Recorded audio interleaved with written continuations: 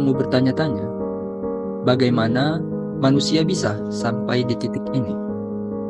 Bagaimana peristiwa di masa lalu membentuk dunia yang kita tinggali sekarang? Jika kita ingin memahami peradaban, kebudayaan, bahkan identitas kita sendiri, maka tidak ada cara lain selain mempelajari sejarah. Dalam kesempatan kali ini, kita akan menyelami dunia ilmu sejarah, mengupas definisi sejarah menurut para pakar, membahas bagaimana sejarah diteliti, dan mengapa sejarah itu penting. Maka dari itu, mari kita simak dengan seksama video ini.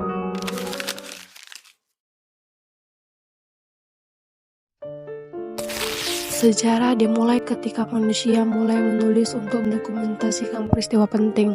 Tokoh pertama yang dikenal sebagai bapak sejarah yang menulis sejarah adalah sejarawan Yunani pada abad ke-5 yaitu Herodotus. Herodotus menulis historis perang besar antara Yunani dan Persia. Meski pada saat itu, ia masih mencampurkan legenda dan cerita rakyat. Kemudian dilanjutkan oleh Tudidas yang menulis lebih kritis tentang perang Peloponnesos. Perlu diingat kalau sejarah bukan sekedar mencatat masa lalu. Sejarah adalah ilmu yang mempelajari berbagai peristiwa dan dinamika kehidupan manusia dari zaman ke zaman. Menurut Kunto Wijoyo, dalam bukunya Pengantar Ilmu Sejarah, sejarah memiliki beberapa makna, di antaranya 1. Sejarah sebagai peristiwa, 2. Sejarah sebagai kisah, 3. Sejarah sebagai ilmu, dan yang keempat adalah sejarah sebagai seni. Sebagai sejarawan, harus mampu untuk meneliti, menafsirkan, dan menyampaikan kronologi dengan cara yang objektif, berdasarkan bukti dan analisis yang mendalam. Lalu, mengapa sejarah itu penting? Sejarah tidak hanya tentang masa lalu. Dengan sejarah, kita bisa belajar dari kesalahan dan keberhasilan dari peradaban sebelumnya. Sejarah memberi wawasan tentang bagaimana sekelompok masyarakat berkembang, bagaimana ideologi dan kebudayaan terbentuk, serta bagaimana keputusan di masa lalu mempengaruhi dunia saat ini. Misalnya dengan mempelajari sejarah Perang Dunia, kita memahami dampak konflik global dan pentingnya diplomasi. Maka kita dapat menyadari betapa berharga kebebasan dan kedaulatan sebuah negara. Selain itu, sejarah juga berbentuk identitas kita. Kunto Wijoyo menekankan bahwa sejarah adalah cara untuk memahami siapa kita dan dari mana kita berasal. Dengan memahami sejarah, kita lebih menghargai budaya dan keberagaman. Sejarawan bisa dibilang bekerja seperti detektif, mencari bukti-bukti untuk mengungkapkan kebenaran di masa lalu. Menurut Kunto Wijoyo, ada 4 tahapan dalam penulisan sejarah, yaitu 1. Heuristik. Heuristik adalah proses pengumpulan informasi atau pengumpulan sumber untuk penelitian sejarah yang dilakukan. Berdasarkan sumbernya, sumber sejarah terbagi menjadi 2, yaitu sumber primer dan sekunder. Sumber primer adalah proses pengumpulan informasi secara langsung tanpa perantara seperti wawancara kepada saksi mata suatu peristiwa sejarah, prasasti, naskah kuno, dan lain-lain. Sedangkan sumber sekunder adalah proses pengumpulan informasi secara tidak langsung melalui media kabar, buku, jurnal, ataupun majalah. Nah, yang kedua adalah verifikasi atau kritik sumber. Setelah pengumpulan sumber sejarah selesai, sumber sejarah tersebut akan memasuki tahapan verifikasi atau yang dinamakan kritik sumber.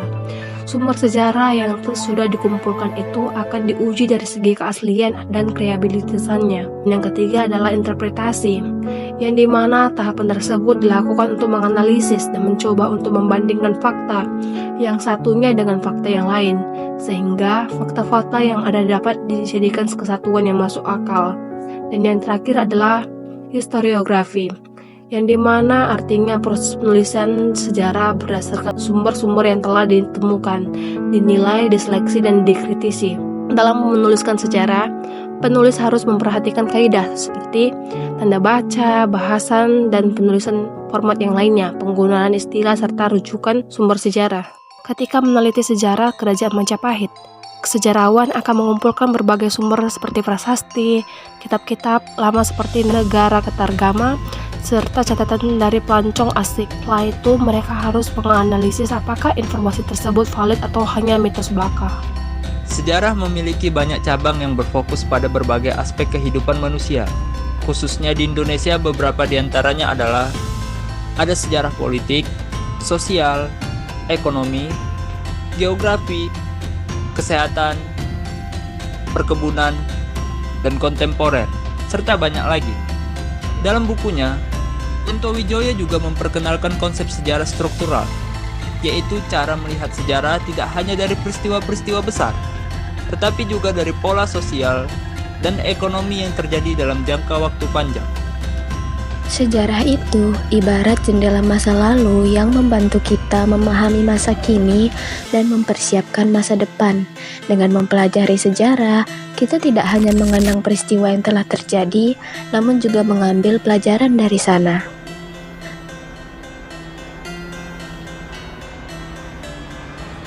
Indonesia sendiri memiliki perjalanan sejarah yang panjang dan penuh dinamika, mencerminkan berbagai perubahan yang terjadi dari waktu ke waktu.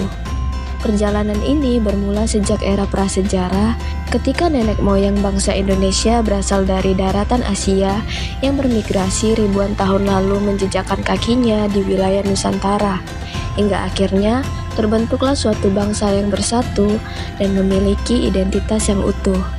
Kemudian melewati berbagai macam proses yang panjang lagi, hingga akhirnya menuju puncak kemerdekaan negara. Tapi walaupun sudah mendapat kemerdekaan, bangsa Indonesia secara internal masih harus melewati banyak pergolakan lagi untuk memperoleh kesejahteraan yang sejati terhadap seluruh rakyatnya. Dan dengan itu, sejarah dan jejaknya akan terus berjalan, mendampingi suatu bangsa, individu, negara, dan siapapun itu di setiap waktu yang akan terus berlalu. Dan begitulah perjalanan kita melalui waktu, menelusuri jejak-jejak sejarah yang membentuk kita menjadi seperti sekarang. Sejarah bukan hanya masa lalu, tapi juga kunci untuk membuka masa depan yang lebih cerah. Mari kita jaga dan lestarikan warisan sejarah kita, agar generasi mendatang dapat belajar dari kesalahan dan keberhasilan kita. Terima kasih telah menonton video kami. Semoga pengetahuan ini dapat menjadi inspirasi untuk masa depan yang lebih baik. Terima kasih.